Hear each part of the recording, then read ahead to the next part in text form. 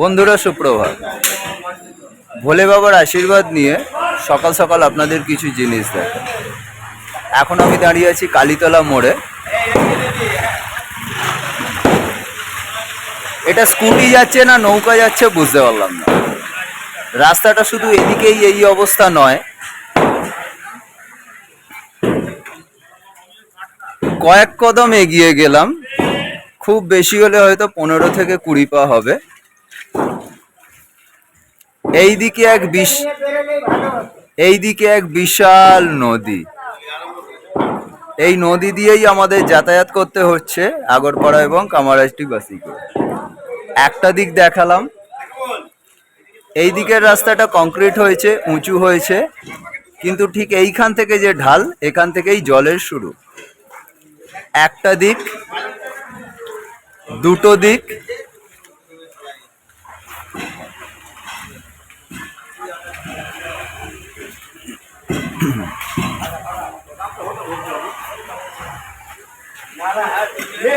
তিনটে দিক, চারটে দিক, সবকটা দিকই নদীর সমতুল্য।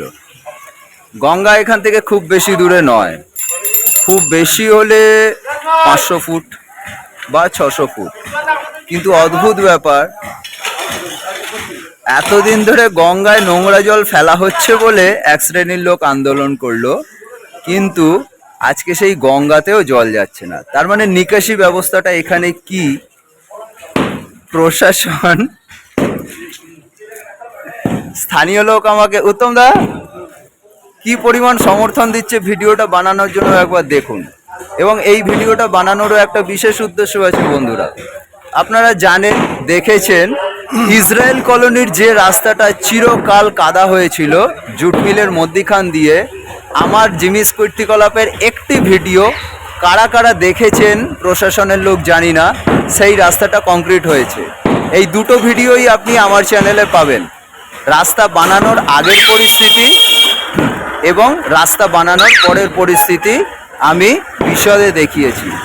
আমার একটাই উদ্দেশ্য, কোনো রকম ঝগড়াঝাঁটি এড়িয়ে সুষ্ঠুভাবে সঠিক পদ্ধতিতে জনগণকে উত্তক্ত, বিরক্ত, অসুবিধে না ফেলে রাস্তাগুলো সারানোর প্রশাসন ব্যবস্থা করুক। আপনারা যদি মনে করেন আমার এই আবেদন সঠিক, জিমিস কীর্তিকলাপকে সমর্থন জানাবেন এবং কমেন্টে জানান আপনাদের ইচ্ছা কি।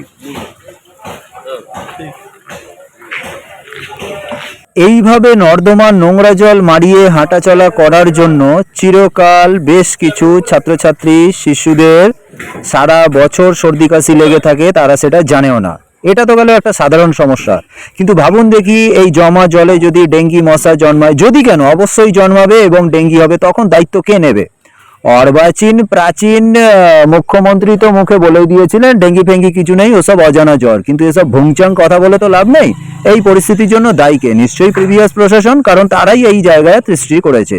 ওভার কনফিডেন্ট ছিল রাস্তা ভোটের আগে সারানো হয়ে যাবে, কিন্তু ভোটে হেরে যেতে তারা আর সেটা করে উঠতে পারেনি। ছি, ধিক্কার।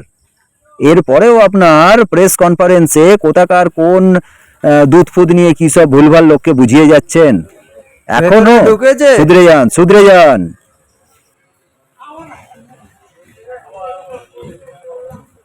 আজকে কমে গেছে, তাহলে সেটা নয়, এখন জল দেখাতে পারবো না তো, ছেঁচে বার করে দিয়েছো তো।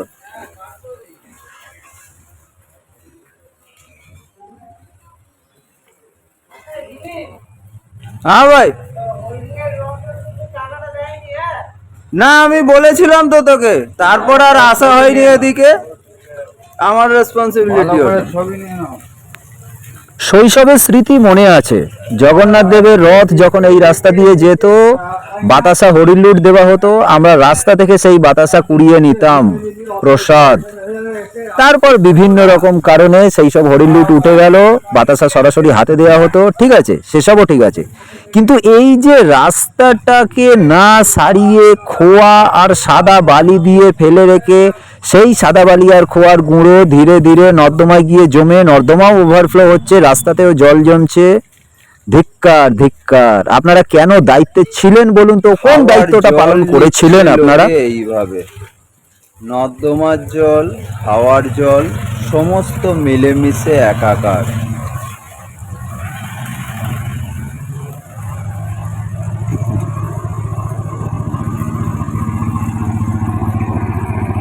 খালি ওটা না, এই যে এই রাস্তার জল, এটা নর্দমা, আর এটা যাচ্ছে এখানে, এটা হলো লোকের বাড়ি।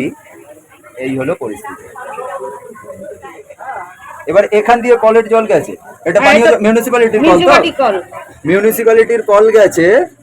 এবং আপনি নিশ্চিন্ত থাকুন দর্শক শ্রোতা বন্ধুরা, এই মিউনিসিপ্যালিটির জলের যা প্রেশার না, এর উদাহরণটা দিতে গেলে বলতে হয় যে 6 মাসের বাচ্চার পেচ্ছাপও এর থেকে জোরে পড়ে। তো আমরা কোন দিকে সামলাবো বলুন তো? স্থানীয় লোকজনের সঙ্গে কথা বলতে বলতে কয়েকজনের থেকে অভিযোগ পেলাম।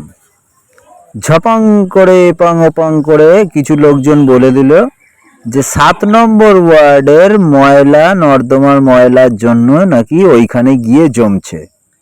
তো এই হলো দৃশ্য। 7 নম্বর ওয়ার্ডের সাফাই কর্মীরা 7 নম্বর ওয়ার্ডের নর্দমার ময়লা তুলছে। এদিককার রাস্তাগুলো কিন্তু ইতিমধ্যে উঁচু হয়ে গেছে।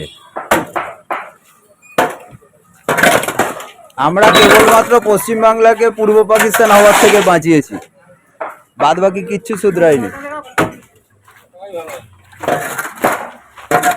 আশেপাশের আগরপাড়ার পানিহাটি মিউনিসিপ্যালিটির রাস্তাগুলো কংক্রিট হয়ে গেছে।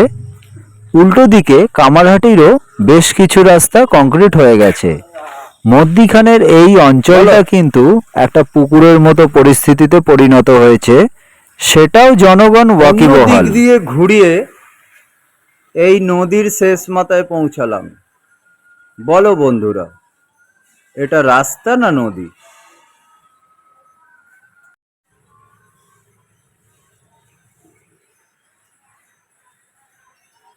তাহলে বাঙালি যে নদী নালা দিয়ে নৌকা করে যেত, সেই সিস্টেম বদলানোর ইংরেজদের কি দরকার ছিল?